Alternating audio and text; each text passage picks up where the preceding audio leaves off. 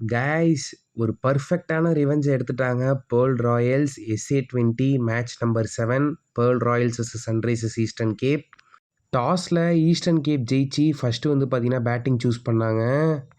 பேட்டிங்கில் ஹெர்மன் மட்டும் ஒரு நல்ல நாக் ஆடினார். 35 பால்ஸில் 47. மற்றபடி யார்கிட்டேருந்து பெரிய ரன்ஸ் வரல. ராயல்ஸோட பவுலிங் பக்கம் வந்தோன்னா பிராட்மேன் ஒரு அவுட்ஸ்டாண்டிங் பவுலிங் 3 விக்கெட்ஸ் எடுத்தார். மோகோனா இவருமே வந்து பார்த்தீங்கன்னா ஒரு அவுட்ஸ்டாண்டிங்கான ஒரு பவுலிங் போட்டார். 4 விக்கெட் எடுத்தார். ஒரு அவுட்ஸ்டாண்டிங் ஸ்பெல் 19th ஓவரில் 2 விக்கெட்லாம் எடுத்திருந்தாரு. அதுக்கப்புறம் ஃபார்டியன் இவருமே வந்து பார்த்தீங்கன்னா அவுட்ஸ்டாண்டிங் பவுலிங், விக்கெட்ஸ் எடுக்கல, பட் எக்கானமிக்கலாக பவுலிங் போட்டார். ஓவராலாக ஃபர்ஸ்ட் இன்னிங்ஸில் ஈஸ்டர்ன் கேப் 149 ரன்ஸ்க்கு ஆல் அவுட் ஆயிட்டாங்க 20 ஓவர்ஸில். செகண்ட் இன்னிங்ஸில் ஃபுல் அண்ட் ஃபுல் ஸ்டீல் பண்ணது captain killer Miller. Last match eastern gap பண்ண வேலைக்கு ஒரு பர்ஃபெக்டான ரிவெஞ்சை தலைவன் மில்லர் வந்து பார்த்தீங்கன்னா எடுத்துட்டாப்புல.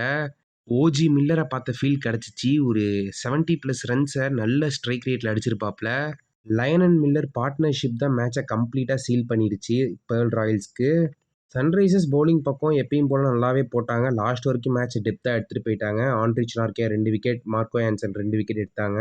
ஓவராலாக 19.4 ஓவர்ஸ் எண்டிங்கில் 150 ரன்ஸ்க்கு 5 விக்கெட்ஸை விட்டு பேர்ல் ராயல்ஸ் 5 விக்கெட்ஸில் இந்த மேட்சை ஜெயிச்சிட்டாங்க. இந்த மாதிரி SA20 அண்ட் கிரிக்கெட்டிங் அப்டேட்ஸ்க்கு நம்ம சேனலில் தொடர்ந்து சப்ஸ்கிரைப் பண்ணி சப்போர்ட் பண்ணுங்கள். தேங்க்யூ.